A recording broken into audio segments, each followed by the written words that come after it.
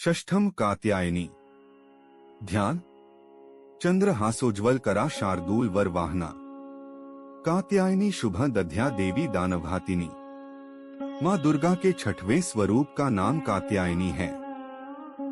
इनका कात्यायनी नाम पड़ने की कथा इस प्रकार है। कत नामक एक प्रसिद्ध महर्षि थे।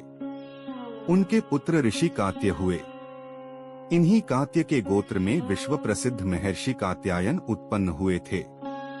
इन्होंने भगवती पराम्बा की उपासना करते हुए बहुत वर्षों तक बड़ी कठिन तपस्या की थी। उनकी इच्छा थी कि माँ भगवती उनके घर पुत्री के रूप में जन्म लें। माँ भगवती ने उनकी यह प्रार्थना स्वीकार कर ली थी। कुछ काल पश्चात जब दानव महिषासुर का अत्याचार पृथ्वी पर बहुत बढ़ गया, तब भगवान ब्रह्मा, विष्णु, महेश तीनों ने अपने तेज का अंश देकर महिषासुर के विनाश के लिए एक देवी को उत्पन्न किया। महर्षि कात्यायन ने सर्वप्रथम इनकी पूजा की। इसी कारण से यह कात्यायनी कहलाई। ऐसी भी कथा मिलती है कि ये महर्षि कात्यायन के वहाँ पुत्री रूप में उत्पन्न हुई थी। आश्विन कृष्ण चतुर्दशी को जन्म लेकर शुक्ल सप्तमी, अष्टमी तथा नवमी तक 3 दिन इन्होंने कात्यायन ऋषि की पूजा ग्रहण कर दशमी को महिषासुर का वध किया था। माँ कात्यायनी अमोघ फलदायिनी हैं।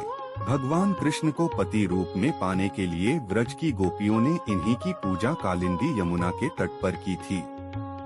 ये व्रजमंडल की अधिष्ठात्री देवी के रूप में प्रतिष्ठित हैं। इनका स्वरूप अत्यंत ही भव्य और दिव्य है। इनका वर्ण स्वर्ण के समान चमकीला और भास्वर है। इनकी 4 भुजाएं हैं।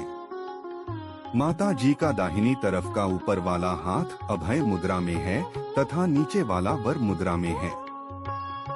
बाईं तरफ के ऊपर वाले हाथ में तलवार और नीचे वाले हाथ में कमल पुष्प सुशोभित है।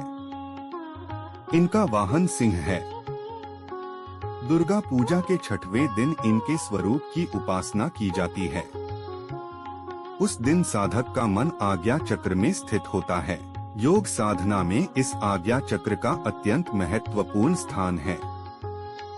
इस चक्र में स्थित मन वाला साधक माँ कात्यायनी के चरणों में अपना सर्वस्व निवेदित कर देता है।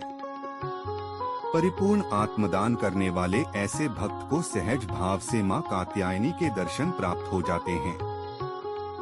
माँ कात्यायनी की भक्ति और उपासना द्वारा मनुष्य को बड़ी सरलता से अर्थ, धर्म, काम, मोक्ष चारों फलों की प्राप्ति हो जाती है। वह इस लोक में स्थित रहकर भी अलौकिक तेज और प्रभाव से युक्त हो जाता है। उसके रोग, शोक, संताप, भय आदि सर्वथा विनष्ट हो जाते हैं।